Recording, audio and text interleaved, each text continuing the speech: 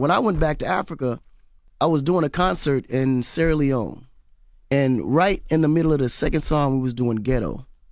The crowd was it's like about 40, 50,000 people in that stadium, and literally electricity just cut out. Power went out. Mm-hmm. Power went out. Because of that, a big riot went out because the power never came back on. So I was like, something got to be done about this. Like, this ain't normal. So then I started doing research, met with the president, said, listen, man, we want to figure out how can I be of help to get the energy problems resolved in Africa. Because everywhere I go, we would have the same problem. So then I went to, the Middle East, found some friends, and said, listen, if I can come through and, put together some partnerships between you and certain countries in Africa, would you provide the energy there? At this point, mind you, I know nothing about it. Right. Then I meet with my country president. I said, listen, I want to be able to, liaison some energy companies. How can we make this work out?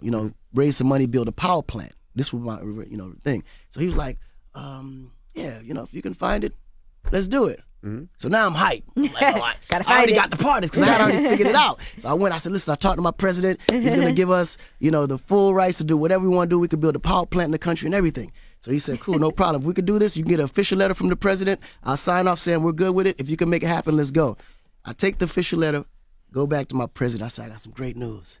He said, what is it? I said, I think I raised the money. He said, how much? And now, mind you, at that time, they was willing to put up to $1 billion to do the power plant. Right. So the president at that time, he had to be extremely honest with me. He said, listen, son, the business that you're entering into now is a type of business that create wars. Mm. He said, when I told you to go get it, I didn't think he was going to pull it off. Exactly. I didn't think he was going to hit you again. Yeah, he said straight up, I was spinning you because I had no idea that you would ever be able to come back with it. He said, but now that you came back with it, I got to tell you this is something that we can't do right now. Politically, it's just impossible. But if you can find a different solution to provide energy, I'll back you 100%. So now at this point, I'm like, nigga, I don't know nothing about energy. Like, what other solutions is there? I'm not even thinking. So I'm all depressed riding back to the airport. And as I'm riding, I see these vendors on the street with these little solar lamps. Mm-hmm.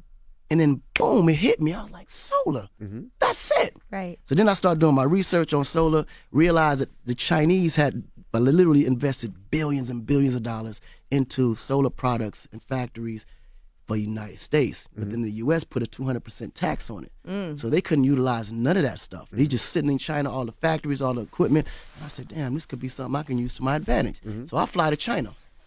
And you get the solar on the low, right? Now you get the solar on the low price. So I get to China, and I was like, listen, this is a way we can both help each other. You guys invested all this money that you can't utilize.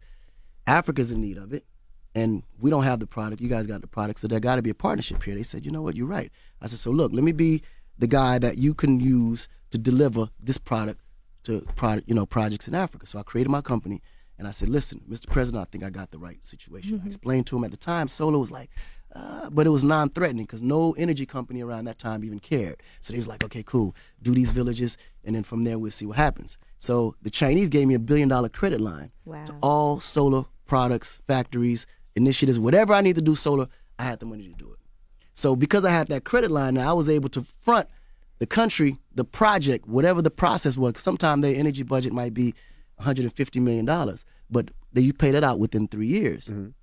But the rural electrification budget was only like $50 million. So they couldn't afford a project that big. But because I had the credit line, I was able to front them the product, and then within 3 to 5 years, they can pay me out. Gotcha. You find, so it was easier for me to be able to make that move. So once we did one country, it just kind of propelled. Everybody wanted it. And we had the credit line to supply them, and now they just pay me out in years. So who would have known a kid from Newark, New Jersey got $1 billion credit line for solar energy? So it was just an opportunity. It just wide open. And in the process, I hired people that knew exactly how this works. They've been in it for 20, 30 years, hired them to run my company. It's been amazing ever since. Wow.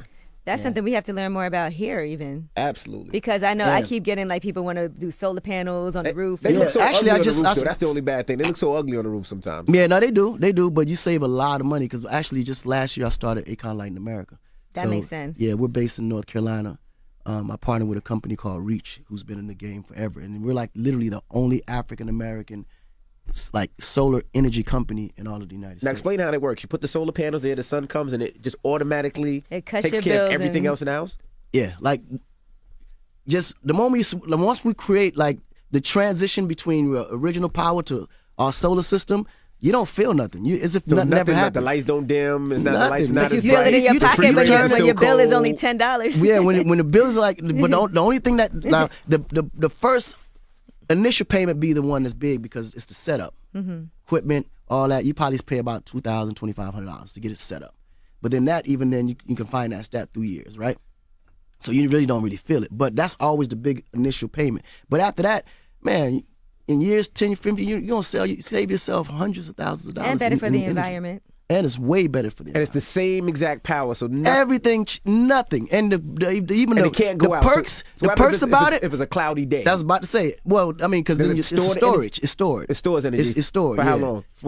Man, it depends on how long you have sunny days. Like you gonna have at least 20 sunny days out of a month. You follow what I'm saying? So those 5 days or 10 days that you ain't got no sun won't even matter because you fully stored. And you can still have backup, right? Yeah, Where and you got fully backup. And that's the beautiful part about it, because if you get a huge storm or whatever happens, while everybody lights is out, yours is still on because yours is not even connected to the grid.